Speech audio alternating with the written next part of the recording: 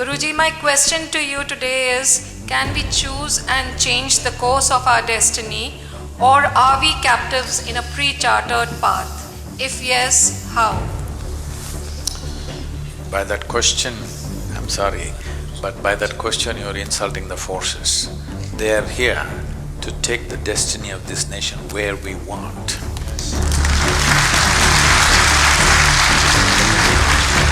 They are not there to sit there and think fate will take us where it takes us.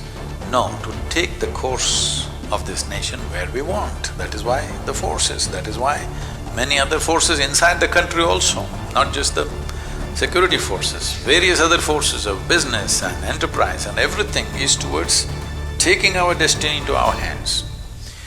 When you do not take your destiny into your hands, you think it's your fate.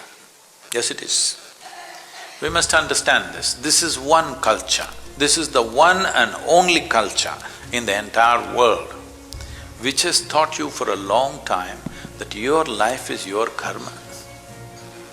What this means is, your life is your making.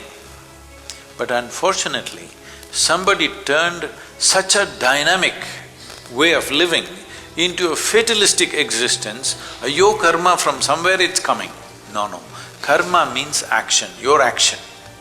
Karma means, when you say my life is my karma, it means I am the maker of my life. This is the only culture. I want you to understand this is a godless culture. Never in this culture have we told you there is one God sitting up there and managing everything for you. We always told you your life is your karma. We have 33 million gods and goddesses, but we know the technology of God-making. For different aspects of life, to open different windows into existence, we created different deities. In every village, they created their own deity. You have heard, there are any number of examples, I am a living example, but unless it comes from the West, it is not true, If not from United States, at least it must come half the way from Greenwich Mean Time, otherwise it cannot be true. You heard of Ramanujam for sure.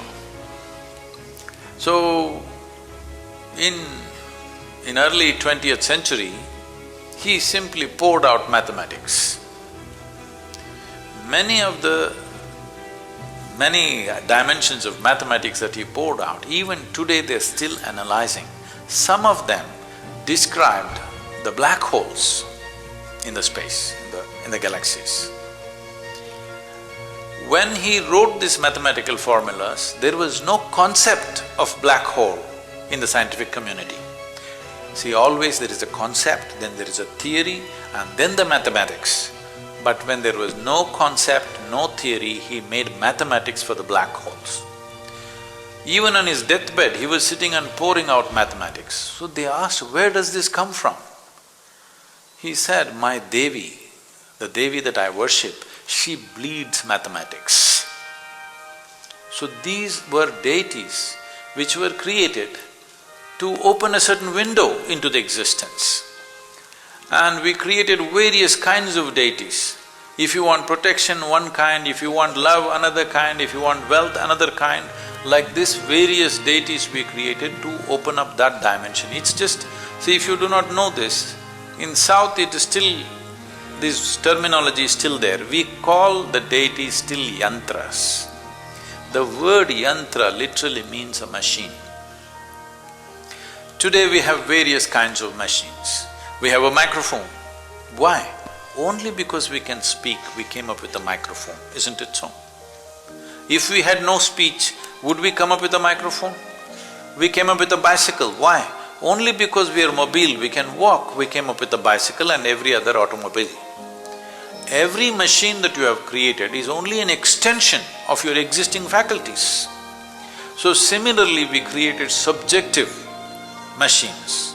So, for extending our faculties, to be able to do something that we ourselves could not do with our own limbs. See, you cannot travel at 100 kilometers per hour by yourself. Today you can sit in a car and go. You can go at 800 kilometers per hour on an airplane or more. So these are machines created by us, but they do things that we could not do ourselves. So similarly, we created subjective machines which we called as yantras or deities or murtis, which could do what we could not do. We have always… this is the only culture which has been conscious God is our making.